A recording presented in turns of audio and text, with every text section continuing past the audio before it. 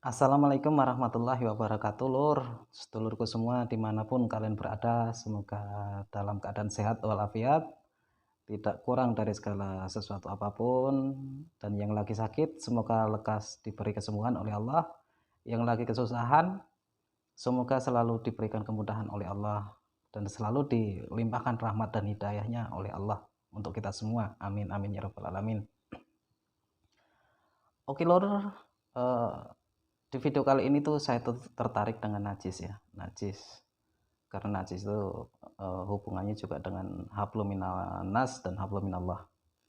Kenapa saya bilang seperti itu ya, karena najis itu kan ada dua hal, ada najis yang berupa material dan ada yang berupa non material. Yang berupa material tuh saya kira tuh sedulurku semua sudah memahami, sudah tahulah yang mana sebenarnya yang material itu. Tapi yang non material itu yang seperti apa? Nah, kita coba urai ya, Lur ya. Urai bersama yang sebenarnya najis itu seperti apa sih hakikatnya. Jadi kalau ngomongin tentang najis, kita tuh pasti terbayang oleh binatang yang namanya anjing. Karena anjing tuh bilangnya itu sangat najis, najis mukolotoh. Kenapa? Kok anjing itu sangat najis? Bilangnya sih banyak penyakitnya, banyak kumannya, banyak kotorannya. Tapi saya ngelihat di luar negeri tuh anjing yang diciumin, yang dipeluk-peluk dan sebagainya, mereka enggak apa-apa sih, biasa-biasa aja. Jadi yang mana sih yang sebenarnya najis itu hakikatnya tuh? Oke, Lur, lanjut aja ya. Najisnya anjing itu dari sifatnya yang pembenci. Sifat pembenci itulah yang sangat najis, najis mukulato. Jadi karakternya anjing, ketika ada orang yang tidak dikenal, yang tidak disukai, itu lewat depan rumahnya, dikejar, dicakar, digigit, dicapi-capi, kalau bisa dibunuh, disingkirkan. Karena apa ya? Sifat benci itu. Lah terus kita sebagai orang yang diberikan akal pikiran yang sehat, kenapa nggak bisa memaknai di situ? Jarang sekali yang bisa memaknai di situ. Jadi bukan anjingnya sebenarnya yang najis, tapi sifatnya, karakternya. Dari karakter yang seperti itu, otomatis anjing itu juga akan mendapatkan balasan. Ketika dia menyerang, mencabik-cabik. Kalau ada yang berani, ya dihajarnya anjing itu sampai mati. Lah terus apa hubungannya dengan kita? Hubungannya dengan kita ya, mau nggak kira-kira disamakan dengan anjing? Otomatis nggak mau. Kalau memang nggak mau, ya jangan diambil sifat anjing yang pembenci itu seperti itu, ya jadi jangan diambil. Tapi kebanyakan orang tuh nggak sadar, nggak menyadari di situ. Dengan orang yang nggak kita sukai itu dilirik, kalau nggak dipelototin ya dicurigain, kalau perlu ya disingkirkan, dihabisin. Nah terus apa bedanya dengan anjing kalau seperti itu? Sekalipun kita tuh mengejar hablum minallah, beribadah sehari semalam 24 jam tanpa putus, bahkan kerja aja belum tentu kerja, selalu mengejar yang namanya hablum minallah. Tapi kalau masih ada sifat benci, menurut saya itu percuma. Hablum minallah pun akan runtuh dengan otomatis.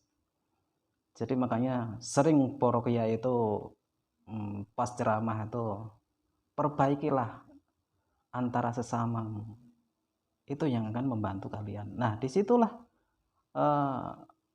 letaknya, bagaimana kita bisa menghilangkan najis ataupun kuman, penyakit yang ada di anjing.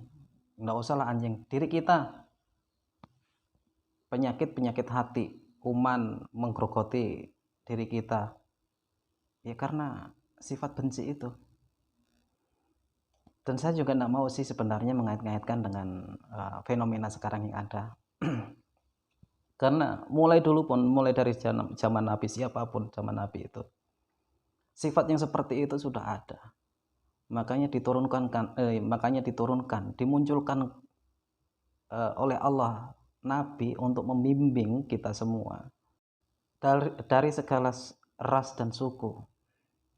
Dan setiap zaman itu selalu kurang lebih mirip. Setiap zaman itu kurang lebih mirip. Sifat dan karakter seperti itu tuh selalu ada. Tapi saya nggak mau ngomong lah yang dulu-dulu, ngomongin sekarang aja, ngomongin diri kita aja. Ngomongin diri kita itu sebenarnya lebih asik daripada ngomongin orang lain. Dijadikan sebagai cermin sih, supaya kita nggak ikut-ikutan melakukan hal yang najis atau yang mudarat buat diri kita. Jadi di sini tuh masalahnya tuh, kenapa sih anjing yang dijadikan kambing hitam, yang dituduh najis, mughaladzah, kenapa nggak melihat diri kita, nggak melihat sifat kita, karakter kita yang selalu berbuat nggak benar, apalagi membenci. Padahal tuh bayi masih di dalam kandungan aja mengajarkan kita loh, jangan berbuat, jangan melakukan sesuatu hal yang zolim, apalagi benci.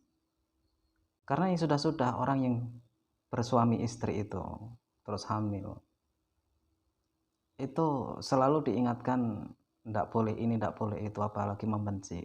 Kalau membenci orang lain nanti anakmu tuh ngikut. Sering terjadi seperti itu tuh. Itu loh mengajarkan supaya kita itu tidak memiliki karakter yang seperti anjing,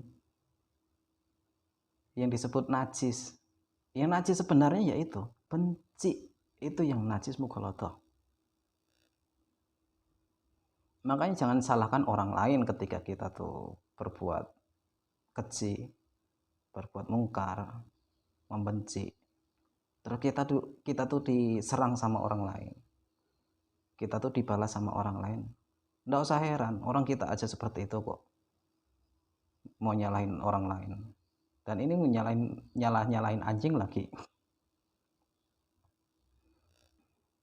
Nggak boleh lor sebenarnya seperti itu. Kita ambil sisi baiknya. Justru dari pembelajaran si anjing itu, kita tuh bisa tahu yang sebenarnya. Allah menciptakan anjing itu bukan untuk dibenci, tapi untuk difahami. Kita mempunyai mata untuk melihat, untuk menata. Mata ya artinya menata. Tatalah diri kita, karena mata itu ya ada dua. Kemarin video yang kemarin sudah saya bilang, mata zahir dan mata batin. Apa gunanya mata batin kalau tidak bisa melihat? Jadi Allah menciptakan anjing itu seharusnya kita tuh bersyukur. Dari situ kita bisa mengetahui yang sebenarnya. Oh, sifat yang seperti ini tuh ternyata tuh tidak benar. Malah kalau kita mau mencerna, kalau kita tuh melakukan mengerjakan sifat yang seperti itu, memiliki karakter yang seperti itu tuh, bisa lebih rendah daripada anjing. Anjing masih diberi kelebihan, anjing masih diberi kemampuan, bisa mendengarkan suara yang terkecil sekalipun kecil banget. Allah memberikan itu, dan suara apapun tuh anjing tuh bisa menangkap, sangat luar biasa. Bahkan tuh sering saya mendengar tuh anjing ketika mendengar suara adzan terus mengikuti, seolah-olah ikut menyerukan. Terus ketika dia tuh mendengarkan ataupun melihat, karena matanya juga sangat tajam untuk melihat hal-hal yang kasat mata, terus dia melolong. Padahal itu tuh untuk mengisyaratkan ke kita, ada ini, ada itu. Tapi karena kita yang bego, kita yang bodoh, nggak ngerti gitu loh. Nggak paham apa yang dimaksud oleh anjing itu, apa yang dilihat, apa yang didengar. Tapi kita tuh selalu menyalahkan, selalu merendahkan. Bahkan ya intinya itu mengambing hitamkan si anjing. Anjing kok dibilang kambing tuh gimana ya? Tapi tidak bisa melihat diri kita sendiri yang jelek-jelekin orang, yang mencaci maki orang, yang membenci orang, yang menyakiti orang lain. Ya, itulah sifat yang najis yang ada di dalam diri kita masing-masing. Jadi garis besarnya gini lor, nggak usah lah ngejar hablum minallah, nggak usah dikejar, perbaiki aja di antara sesama kita tuh, perbaiki aja dulu. Otomatis kalau sudah baik antara kita, itu hablum minallah akan mengikuti. Tapi kalau hablum minannas hancur, ya hablum minallah pun akan hancur. Jadi tidak usah merasa sok pinter, sok paling benar, sok paling suci, bersih. Tapi kita buta untuk mengetahui diri kita aja tidak tahu, tidak paham. Jadi yang najis nih yang mana nih kira-kira lor? Yang sebenarnya najis itu yang mana? Kita apa? Binatang yang kita benci itu. Dan satu-satunya binatang yang dikisahkan di dalam Al-Quran yang masuk surga, ya anjing. Anjing yang selalu dibenci, bahkan dibantai. Ternyata Allah meninggikan derajatnya tanpa kita sadari, tanpa kita tahu yang sebenarnya. Jadi untuk menghilangkan najis itu ya wudhu lor. Lalu wudhu bukan sekedar cuma sekedar cuci muka, cuci kaki, sudah tuh bukan. Ya namanya wudhu ya akhlak kita diperbaiki supaya tidak najis, supaya tidak kotor, tidak banyak penyakit, tidak banyak kuman yang selalu menggerogoti nurani kita.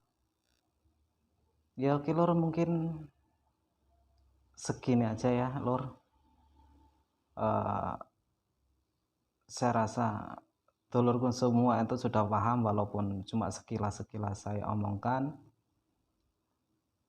Untuk kedepannya ya kita benahi diri kita masing-masing, melihat diri kita masing-masing, bagaimana kita itu berjalan, bagaimana kita tuh melihat dengan kedua mata, bukan satu mata. Ya terserah lah orang lain tuh mau pakai satu mata, ya wis biarin. Yang jelas untuk menyelamatkan diri kita tuh bukan orang lain tapi diri kita sendiri. Oke lor, terima kasih atas waktunya untuk melihat dan mendengarkan ocehan saya yang ngalor ngidul mungkin tidak jelas. Semoga ada manfaatnya dan bermanfaat buat kita semua yang mau menjalankan kebaikan. Terima kasih sekali lagi. Saya akhiri. Wassalamualaikum warahmatullahi wabarakatuh dan salam rahayu untuk kita semua. Amin. Amin ya rabbal alamin.